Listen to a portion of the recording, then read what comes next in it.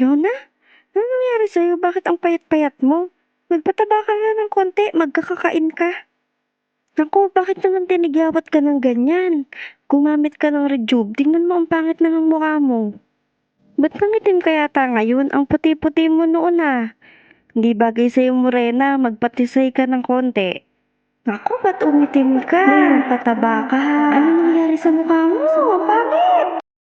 Beth, may jacket ka ba dyan? Alam nga. Huwag mong sabihin magja-jacket ka. Ang init-init pa eh. Pero oh, saka pala face mask. Baka meron ka. Pwede ding makahingi. Meron din. Here. Thank you ah. Tsaka nga pala mamayang uwian. Pwede bang samahan mo ko mag-Watsons? Alam mo ang weird mo ngayon. Pero go. Kanina pa tayo paikot-ikot sa Watson. Ano ba kasing hanap mo?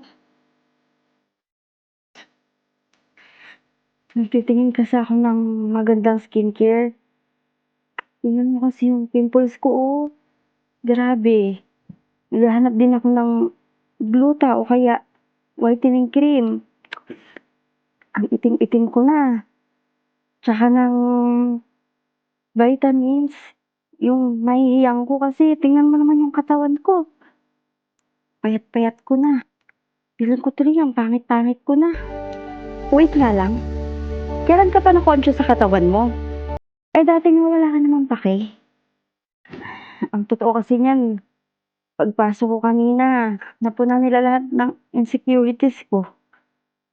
Yung pimples, skin color, yung weight. Bilang ko tuloy.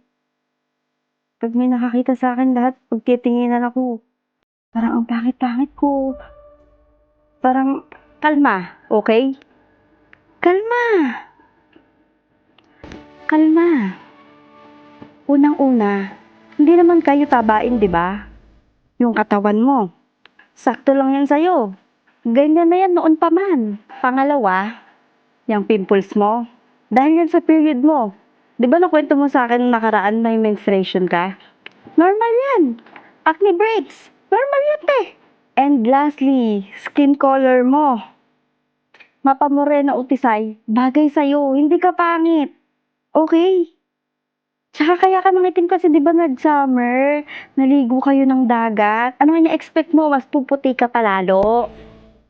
Pero kasi yung tingin tsaka yung sinasabi sa akin ng ibang tao. Pag inisip mo yung sinasabi nila, lalo ka lang matitrigger. Dapat, kaya mo yan ginagawa dahil gusto mo. Hindi yung dahil gusto ng ibang tao para sa'yo.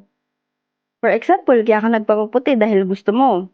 Hindi yung kaya ka lang magpapaputi kasi sinabi sa'yo ng ibang tao ng itim-itim mo na. Okay? Tsaka wala namang problema sa maitim. Mata lang may problema, te. Alam mo, tara na. What do you mean tara na? Tara na kasi na-realize ko wala pala akong kailangan dito sa Watsons. Nangyari na sa akin to before at bumalik din naman ako sa dati. Actually, kanina pa ako init na init eh. Tara. Tara sa food court. Yes, food court. That's my girl.